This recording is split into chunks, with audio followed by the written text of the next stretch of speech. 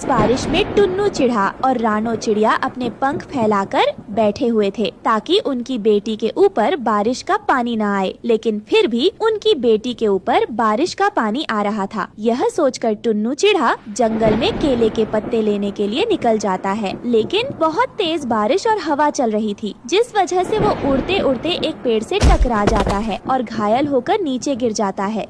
ये कहानी हिमालय के जंगल में रहने वाले गरीब पक्षियों की है। तेज बारिश की वजह से रानो चिड़िया का वो परिवार बहुत डरा हुआ था। चिड़िया का वो परिवार लंबे समय से उस पेड़ पर रह रहा था। जब से उनके पास उनकी प्यारी सी बेटी आई थी, तभी से उन दोनों को तेज बारिश का डर सताने लगा था, परंतु बारिश ने आज उनको परेशान करके रख दिया था। गुड़िया के पापा, मेरी बेटी अभी बहुत छोटी है और अब तो बारिश का पानी हमारे घोंसले में भी आने लगा है। अगर ऐसे ही चलता रहा तो हमारी बेटी को ठंड लग जाएगी। अब तो इस पेड़ पर पत्ते भी बहुत कम रह गए हैं। हाँ रानो, मैं कब से सोच रहा था कि दूसरे पेड़ पर अपना एक पक्का लकड़ियों का घर बनाऊं, परंतु मैं ऐसा नहीं कर सका। अब जैसे ही बारिश रुकेगी, हम पहले अपने घर का ही बंदोबस्त करेंगे। हाँ गुड़िया के पापा, पहले तो हम अकेले थे, इसलिए जैसे तैसे गुजारा हो जाता था, लेकिन अब तो हमारी बेटी भी है। मैं अपनी बेटी को ऐसे बारिश में भीगते हुए नहीं देख सकती। तभी फिर जोर से बादल गरजने लगते हैं और साथ ही तेज हवा भी चलने लगती है, जिससे पत्तों से पानी और भी ज्यादा टपकने लगता है। मैं घोंसले के ऊपर अपने पंख फैलाकर बैठता हूँ और बारिश के पानी को रोकने की कोशिश करता हूँ। यह कहकर टुन्नू चिढ़ा अपने घोंसले के ऊपर बैठकर अपने पंख फैलाकर बैठ जाता है। रानो, तुम परेशान मत हो, मैं हूँ ना, मैं अपनी बेटी को बरसात में भीगने नहीं दूंगा। गुड़िया के पापा, ऐसे भी क्या कभी बरसात का पानी रुका है जो अब रुकेगा? तो क्या अभी भी पानी आ रहा है घोंसले में? हाँ, पानी पहले से भी ज्यादा आ रहा है। अब तो मेरी गुड़िया के पंख भी भीग गए हैं। तो फिर रानो, मुझे जाना होगा। गुड़िया के पापा, कहाँ जाना होगा आपको? वही जहाँ ऐसी बारिश में पहले मेरे पापा जाया करते थे केले के पत्ते लेने। बरसात बहुत तेज है और साथ ही तेज हवा भी चल रही है। आप कैसे उड़ पाएंगे? ऐसी तेज हवा में मुझे उड़ना होगा। मुझे अपनी बेटी की खातिर उड़ना होगा। मैं अपनी बेटी को ऐसे बारिश में भीगते हुए नहीं देख सकता। जब तक मैं वापस नहीं आता, तुम मेरी बेटी को अपने पंखों में छुपाकर बिठाए रखना। आप भी ध्यान से जाना। अगर हवा ज्यादा तेज हो तो किसी पेड़ पर बैठ जाना। रानो, तुम परेशान मत हो, मैं सब कर लूँगा।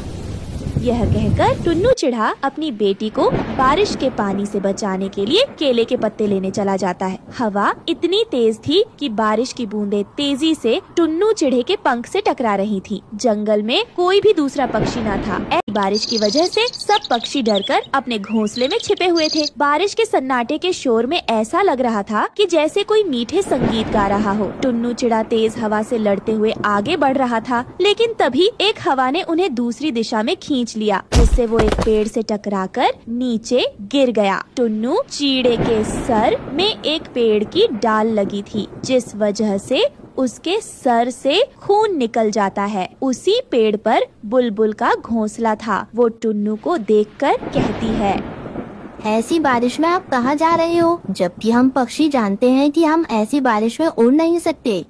मैं जानता हूँ कि बारिश में उड़ना खतरनाक हो सकता है, लेकिन मैं क्या करूँ? मेरे घोंसले में बारिश का पानी टपक रहा है और मेरी बेटी भी बहुत छोटी है, इसलिए मैं केले के पत्ते लेने जा रहा हूँ ताकि अपनी बेटी को बारिश के पानी से बचा सकूँ। आप ऐसा कर लेना, लेकिन थोड़ी हवा कम हो जाने दें। तब तक आप मेरे घोंसले में आकर बैठ जाओ। आकर देखो, यहाँ बहुत सुकून है और बारिश का पानी भी नहीं आ रहा है। बुलबुल, मुझे कैसे सुकून मिल सकता है जबकि मेरी बेटी बारिश के पानी में भीग रही है? मुझे उड़ना होगा, अपनी बेटी की खातिर मुझे उड़ना होगा।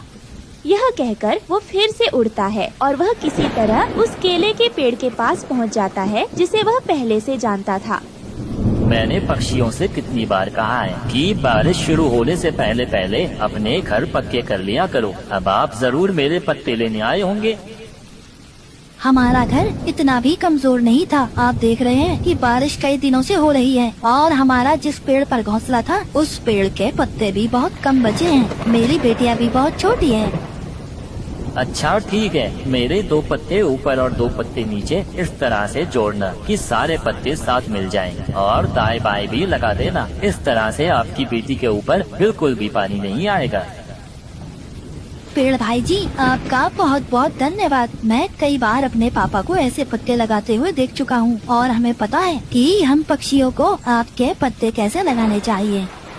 वो पेड़ बूढ़ा हो चुका था। उस पेड़ से जो पक्षी पत्ते लेने आते थे वो उनसे 2-4 बातें करके खुश हो जाता था।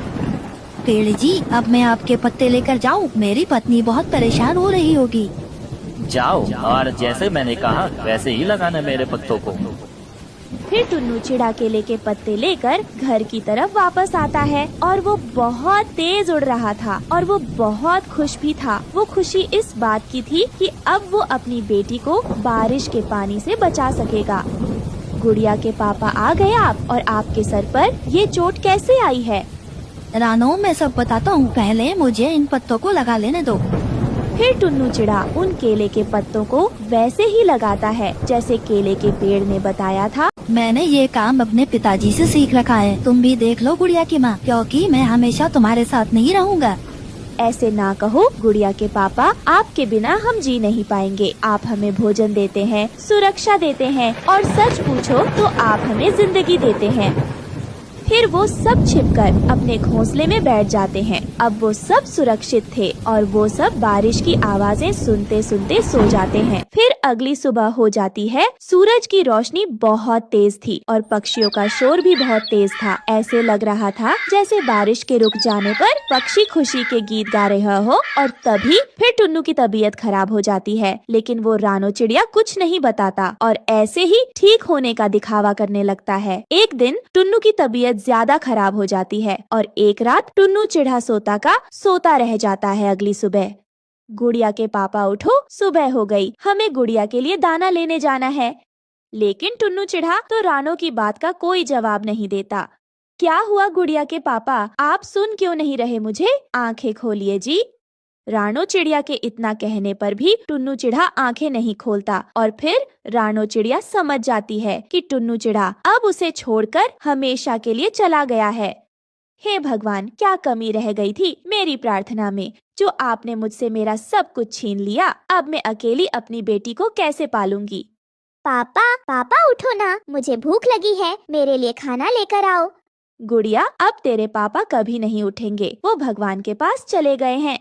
ऐसे ही दोनों माँ बेटी जोर जोर से रोने लगते हैं। कुछ दिन ऐसे ही गुजर जाते हैं। एक दिन रानो चिड़िया नदी किनारे बैठी हुई रो रही थी। अब मुझे मेरी बेटी के लिए तो जीना ही पड़ेगा। मुझे अकेले ही दाने का इंतजाम करना पड़ेगा, लेकिन कैसे? मैं दाना कहाँ से लाऊं? तभी रानो चिड़िया की आवाज नदी में रह रही लाल परी सुन लेती है और वो रानो चिड़िया को रोता देख नदी से बाहर निकलती है। रानो मत रो, मुझे सब पता है तुम्हारी दुख भरी कहानी। तुम चिंता मत करो रानो, तुम एक ईमानदार चिड़िया हो। तो मैं तुम्हें एक जादुई चूड़ी का टोकरा देती हूँ। इन चूड़ियों को बेचकर तुम अपनी बेटी को पाल सकती हो। और हाँ रानो, ये जादुई चूड़ियों की टोकरी है। इस टोकरी से चूड़ी कभी भी खत्म नहीं होंगी। अगर तुम्हारे मन में लालच आ गया तो ये चूड़ी तुम्हारे पास से गायब हो जाएंगी। आपका बहुत बहुत शुक्रिया। लाल परी में कभी भी अपने मन में लालच नहीं लाऊंगी और गरीब पक्षियों की मदद भी किया करूंगी। मुझे तुमसे यही उम्मीद थी। इतना कहकर लाल परी वहाँ से चली जाती है और रानो चिड़िया उस जादुई चूड़ी की टोकरी से चूड़ियाँ बाजार में बेचने लगती है। धीरे धीरे रानो चिड़िया के हालात सुधर जाते हैं और फिर खुशी खुशी रानो चिड़िया अपनी बेटी के साथ रहने लगती है।